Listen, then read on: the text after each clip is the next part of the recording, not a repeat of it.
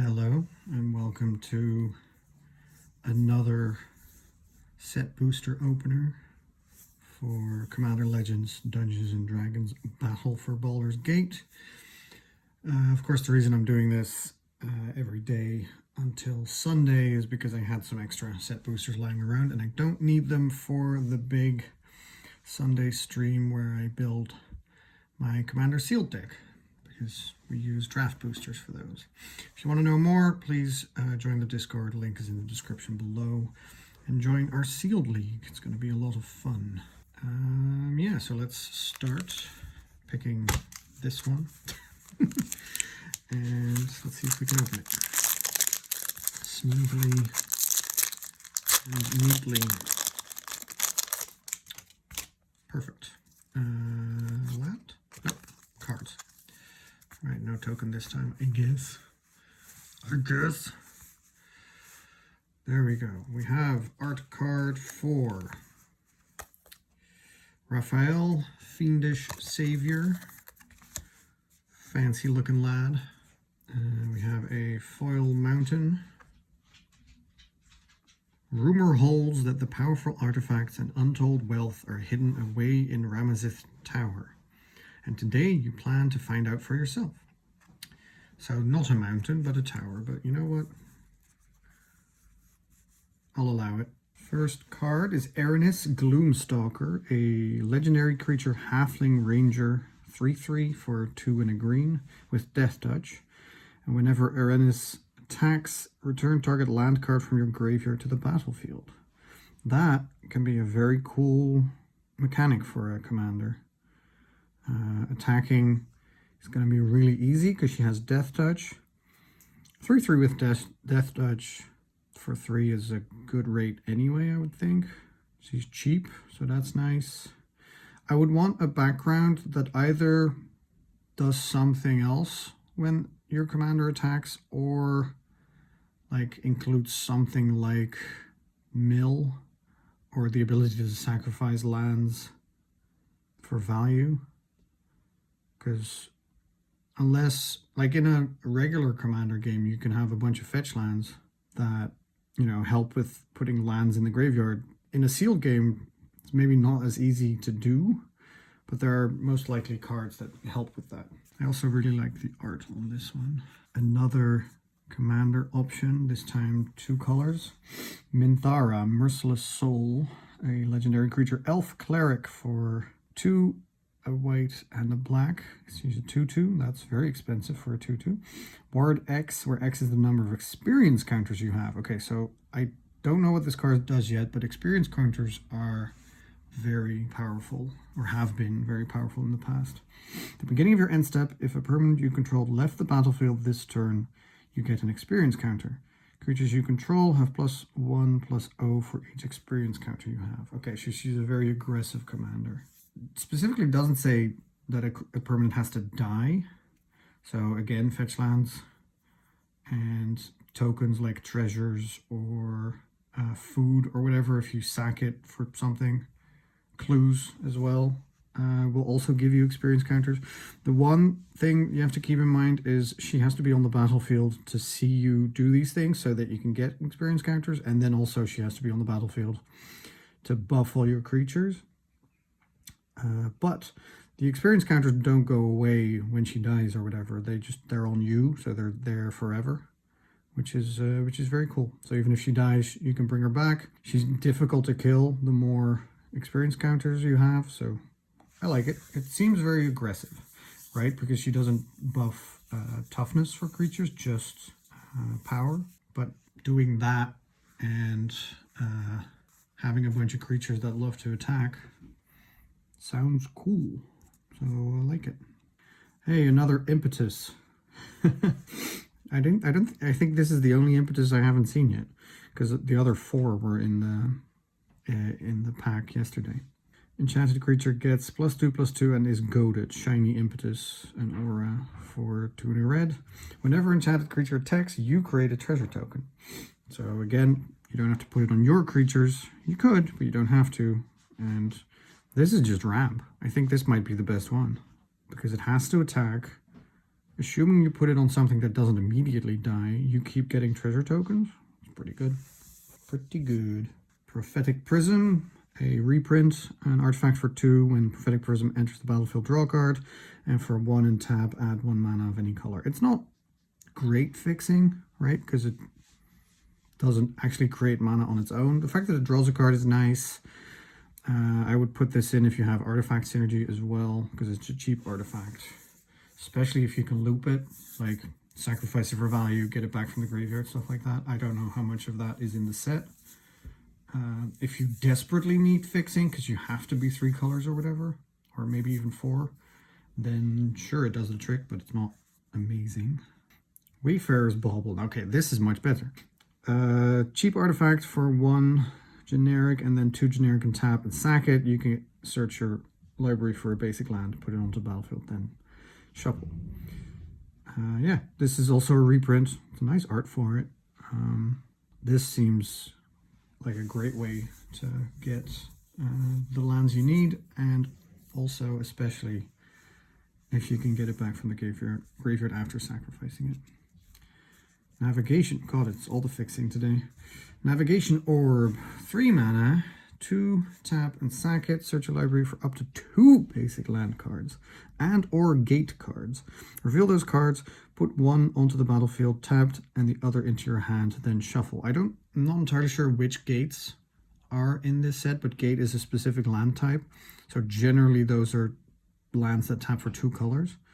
So this is really good. It's more expensive than the Wayfarer's Bauble, obviously, but you get 2 lands and maybe even like 3 or 4 colors if you need them. So seems good. Seems like a thing you really want to play if you have expensive stuff that you want to ramp up to, and really kind of need to play if you have 3 or more colors in your deck. Arcane Encyclopedia. 3 mana for an artifact, 3 and tap, draw a card. Deceptively good, I think. I'm not entirely sure how to evaluate the mana cost on the ability, but the fact you can keep drawing an extra card each turn, if you have the extra mana, is really good. Obviously, much better if you're playing a deck that cares about drawing cards, like if you get bonuses off of it, and if you have a bunch of ramp, so that you quickly can have a lot of mana that you have nothing to do with. This gives you something to do with it. Especially in sealed games where the board state can sort of stall down and people aren't attacking, and especially in Commander when you're not sure if you want to attack because then you leave yourself open. Being able to draw more of your deck is going to win you the game. So I think this is really good. It seems very simple, but I think this is really like an important card to have. Okay, it's definitely an artifact pack. Rug of Smothering. Artifact creature, construct, 1/3 for 3, flying, 1/3 flying for 3, not very exciting. Whenever a player casts a spell, they lose 1 life for each spell they cast this turn. Interesting. I don't know if this is good for sealed. I can see this being specifically good against a commander deck that wants to cast a bunch of spells, like cheap spells or maybe even spells for free. But on its own, I'm not really convinced that it does enough, basically. You've got 40 life, right? Like losing a 1 life a turn, if you're just casting like 1 big spell each turn, it's not very exciting. I don't expect anyone storming off, but it would be good against that, I guess. Campfire, artifact for 1 mana, 1 and tap, you gain 2 life. 2 and tap, exile Campfire, put all commanders you own from the command zone and from your graveyard into your hand. Then shuffle your graveyard into your library. Interesting. A very weird way to like cheaply get your commander out. Like if you have a very expensive commander, you could still get it out potentially on turn 2. That's kind of wild. The life gain, I don't care. Unless you have cards that care about life gain. On its own, it doesn't do anything. So I wouldn't play this necessarily with any commander. But if you have a commander that cares about life gain, or you have a very, very expensive one, or one that is difficult to cast because it has a bunch of colors, then sure, this seems cool. Note that put all commanders you own, etc., etc.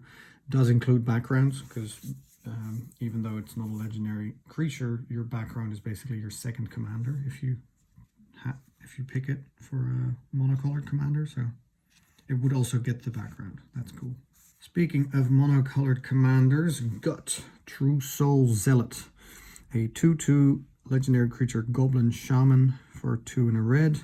Whenever you attack, you may sacrifice another creature or an artifact. If you do, create a 4/1 black skeleton creature token with menace that's tapped and attacking.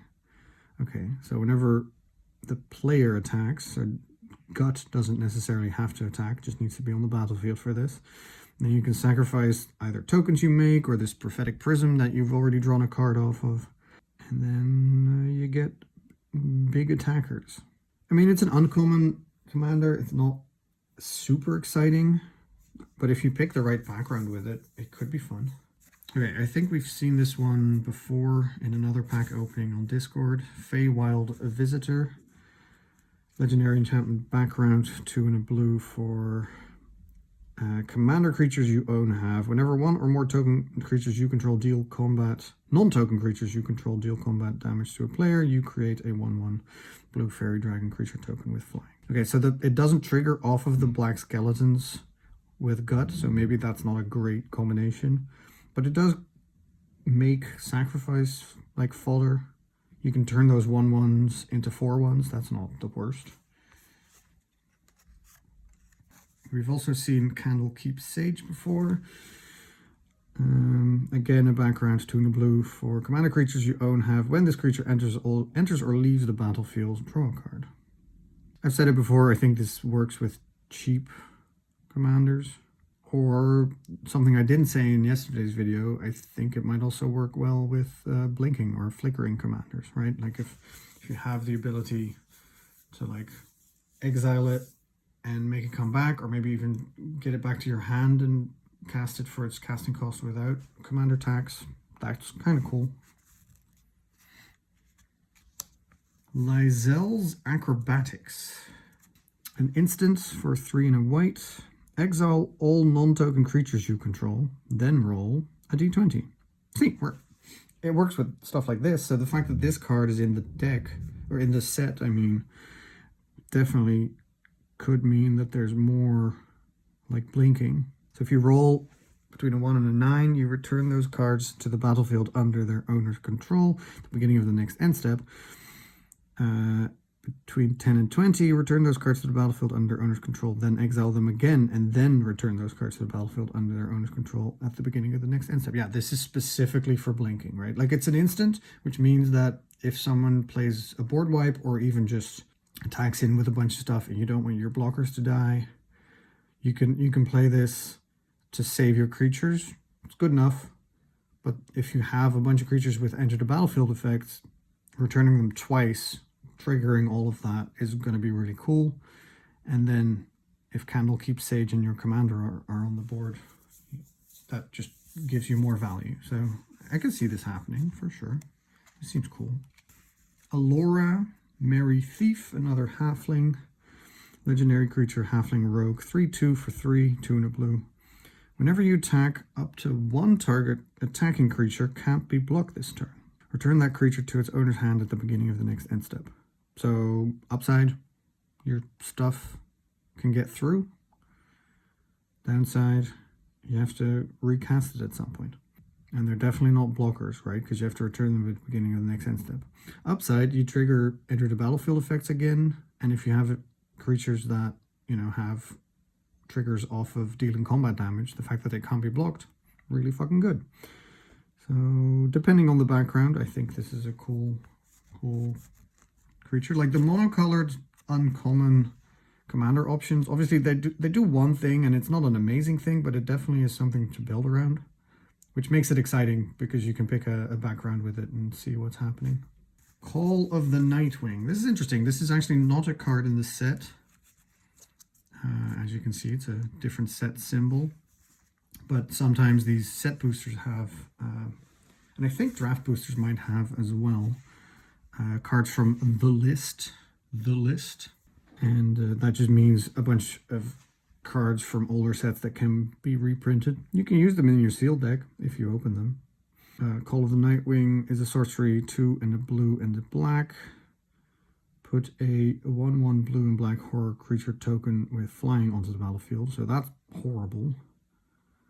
1/1 flyer token for 4 at sorcery speed. But it has Cipher. Then you may exile this spell card and code it on a creature you control. Whenever that creature deals combat damage to a player, its controller may cast a copy of the encoded card without paying its mana cost. Okay, so yeah, if you put this on something, each time that they deal combat damage, you basically get another 1/1 blue and black horror creature token with flying.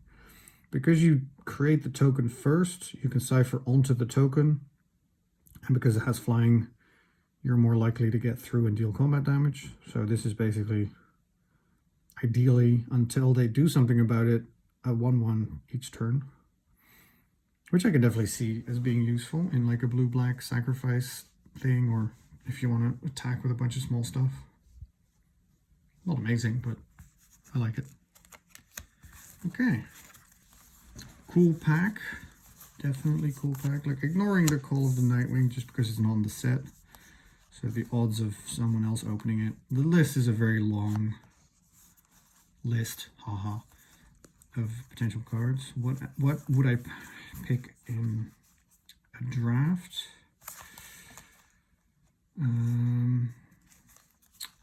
If I'm picking a commander, I would like to pick Erinys. I think she's a little cooler than Allura or Gut, and she leaves me open color-wise more so than Minthara. Minthara's not that much better, but I would pick her over Erinys anyway. The rare is fine, but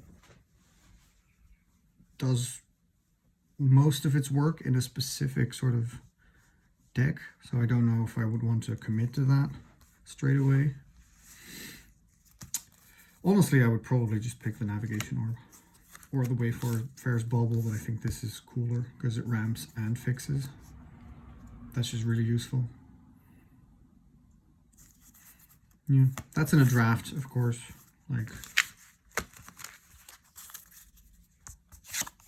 we're building sealed decks, so I suppose when you open all of this, you need to figure out what else you open. Although having both the Prophetic Prism, the Navigation Orb, the Wayfarer's Bauble, and the Arcane Encyclopedia, all of that stuff, like drawing cards is also fixing in a way because you have a better way, like a better chance of drawing your the good lands you need. So yeah. Okay, so that's it. Again, check out the Discord link in the description if you want to join the Sealed League, and check out twitch.tv/beardedbogle on Sunday, January 14th, 8 p.m. CET, if you want to see me open more packs and build my deck out of 6 draft boosters.